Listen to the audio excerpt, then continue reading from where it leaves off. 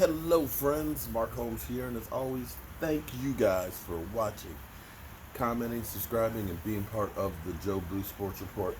Without you guys, this literally does not work. Man, I'm fired up right now, man. Opportunities in life, you got to be ready to take them. You got to be ready to jump because you know what? Opportunities don't always come around. But when they do, you better be ready to take a hold of it. You know, in my life, I've tried a lot of things. Some have done better than others. You fail a lot. But you've got to continue to try. Keep working at it. Because you only need a couple of things to really work out to be perfect. You know, Michael Irvin, you cannot argue with Michael Irvin's results. That's a man that's been there. He's been to the top of the mountain. You know, when he speaks, you may want to listen some. And he may be 100% right that he'd like to see just somebody that gets mad. And I'm not saying get mad and just start, beating somebody over the head with a helmet. No. That's not what he meant. I said this before about our defense that I don't know who that fiery individual is. Now, I thought Michael Bennett would be that fiery individual, but he's not. He's a guy that goes out there and does the work. But I thought that he was going to be that in-your-face type of guy. That Charles Haley. That guy that gave everything, even in practice. That took it personal. See, here's what I know about Charles. When we were at JMU isn't the JMU that is now, with the stadium that one side is like really, really high. See, that side used to be low. The other side that's low used to be the tall side. And it didn't close. It was the hill over there, and that's where most of the college students stayed over there drunk during the game. Because that was the best way to watch the game because we didn't do a lot of winning. But we always knew Charles was a winner. We know that Charles was a guy that would go out there and would give 100%. And the thing about Charles is people would say that he was crazy or that he was edgy and things like that, and he would do some crazy stuff. Now, Charles had a sense of humor. He was a prankster, and he loved sunflower seeds. But also, he couldn't stand to lose. I don't care if you were just playing spades. Charles would take it personal, losing at spades. He would talk trash. He'd be in your face. He would piss you the hell off. But when you got on that field, you were glad he was on your side and that you weren't facing him. And see, the Dallas Cowboys haven't had that guy. Now, Sean Lee has been a great leader, but he leads by example.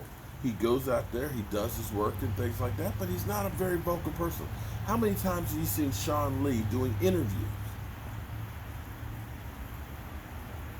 Sometimes you need that crazy MFer that's in your face. Des Bryant was one of those guys that was out there. Tony, listen, we're the best in the world, damn it. They can't stop us. We're the best in the world. And he get his emotions out there. You look at a Demario Davis. Now, he's not crazy, but he's a motivator because he gets into those guys' face. He leads by example. He gets fired up. And you don't see that fire that often on the field. Now, I think part of that is because you don't see that fire on the field from the head coach. That's just not the way he is. But you see some of the coaches out there that are kind of that quiet storm, like Mike Ditka. You see him on the sidelines there, and you just wait for him to blow up. Bill Parcells, he get into the face of his quarterback and tell him to sit your ass down. And you know that his players followed along with that. Lawrence Taylor, let's go out there like a bunch of crazed dogs, and proceeded to do that. You'd see Chucky, John Gruden, at least the first edition of him, who would give you that stare, that look, that edginess. That guy that won't accept losing. Maybe Michael Irvin's right. We need that guy, or a couple of those guys, to step up, to get into some people's faces, to get mad, and make these guys realize that you have an opportunity right there. It's not a matter of not having the talent, the tools, and the pieces. It's about getting out there and performing. You can lay it all on the coaches if you want, but understand, you can win in spite of them. You go out, you take care of your part, and you damn sure make sure the guy that's next to you takes care of his. And if you get all 11 of you guys there together taking care of your part, you can't lose. Can't lose.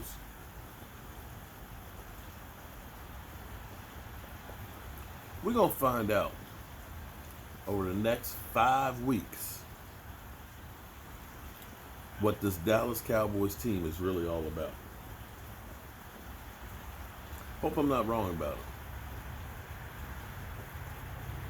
But I think they're going to turn it up a notch. I think they're going to get fired up.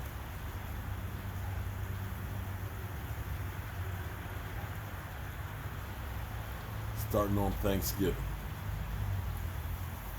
Woo! And they're going to turn up the heat. That's all I got to say about that. I don't know about you, but I'm tired, boss. And I'm going to go in here. I'm going to get some rest. And I'm going to get ready for Thanksgiving tomorrow. And I'm going to get ready to see the Dallas Cowboys beat the Buffalo Bills. And you can take that to the bank.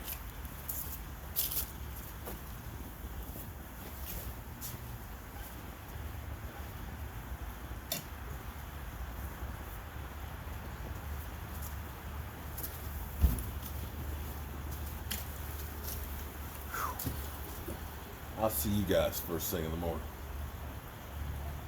Let's get fired up.